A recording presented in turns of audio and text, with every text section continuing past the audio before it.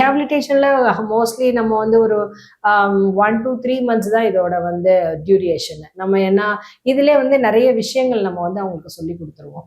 Plus அவங்க கண்ணால பாத்துருவாங்க. சொல்லி கொடுக்கறத விட அவங்க லேர்ன் பண்ணிடுவாங்க. கண்டிப்பா நம்பிக்கை வந்துடும் அவங்களுக்கு. ஏன்னா உள்ளுக்குள்ள வந்த பிறகுதான் ஆல்கஹாலோட இவ்வளோ பிரச்சனைகள் வந்து பேஷண்ட் இவரை விட வயசு கூடவோ குறைச்சலோ இருப்பாங்க. அவங்க பிசிக்கலி மென்டலி அஃபெக்ட் ஆயிருக்கும் போது இவங்க கண்ணால பார்ப்பாங்க. நம்ம வந்து கவுன்சிலிங் மூலியமாவும் பாடங்கள் மூலியமாவும் சொல்லி தருவோம். பாடங்கள் in the sense impact of the alcoholism, how far the family members are affected, children, இதெல்லாம் சொல்லும் போது கேட்பாங்க. பிளஸ் கண்ணால பார்க்கும் போது அவங்களுக்கு கொஞ்சம் ஃபியர் வர ஆரம்பிக்கும். So it will take time. அதுக்கு தான் வந்து நம்மளுக்கு 1 or 2 or 3 months up to 3 months தான்.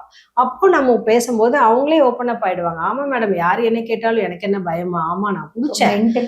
மென்டலி நம்ம அவங்களும் தன்னை ப்ரிப்பேர் பண்ணிப்பாங்க. அந்த சேம் டைம் நம்ம வந்து த்ரூ கவுன்சிலிங், மெடிசன்ஸ் இதெல்லாம் கொடுத்து நம்ம சைக்காட்ரிக் ஒப்பீனியன், சைக்காட்ரிஸ்டோட கவுன்சிலிங், ஜெனரல் பிசிஷியன் வந்து நம்மளோட ஹெல்த்தை பத்தி சொல்லும் போது தே ஃபீல் வெரி ஹாப்பி.